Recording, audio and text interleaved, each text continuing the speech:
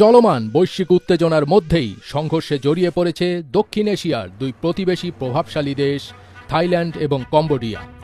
দেশ দুটির মধ্যে এক দশকের মধ্যে সবচেয়ে ভয়াবহ সীমান্ত সংঘর্ষ চলছে গত ৩ দিন ধরে।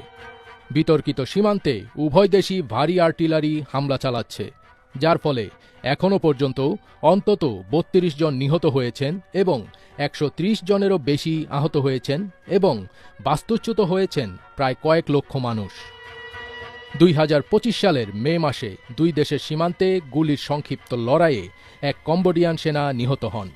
মূলত এরপর থেকেই ধীরে ধীরে পরিস্থিতি আরও উত্তপ্ত হতে শুরু করে। কূটনৈতিক উত্তেজনার পরিণতিতে বর্তমানে শুরু হয়েছে সরাসরি সামরিক সংঘর্ষ। যুক্তরাষ্ট্রের প্রেসিডেন্ট ডোনাল্ড ট্রাম্পের হস্তক্ষেপে যুদ্ধবিরতির সম্ভাবনা তৈরি হলেও থাইল্যান্ড এবং কম্বোডিয়ার মধ্যে চতুর্থ দিনের মতো সংঘর্ষ অব্যাহত রয়েছে। রোববার সকালে ফের দুই দেশের মধ্যে গোলাগুলির খবর পাওয়া গেছে।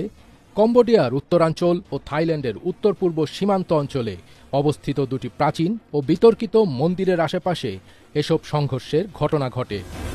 কম্বোডিয়ার প্রতিরক্ষা মন্ত্রণালয়ের মুখপাত্র মালিসোচেতা জানান, স্থানীয় সময় ভোর ৪:৫০ থাই সেনারা মন্দির সংলগ্ন এলাকায় হামলা চালায়। হামলায় Cambodia truck mounted rocket launcher ব্যবহার করছে, যা থাইল্যান্ডের মতে বেসামরিক এলাকাকে লক্ষ্য করে চালানো হচ্ছে। জবাবে থাই সেনাবাহিনী যুক্তরাষ্ট্র নির্মিত F-16 যুদ্ধবিমান মোতায়েন করেছে এবং সীমান্তের ওপারে সামরিক লক্ষ্যবস্তুতে বোমাবর্ষণ অব্যাহত রেখেছে।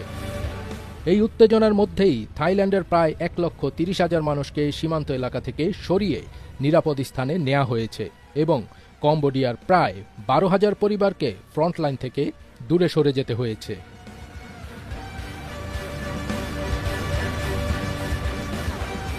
ফজবি তাজ, ATN বাংলা।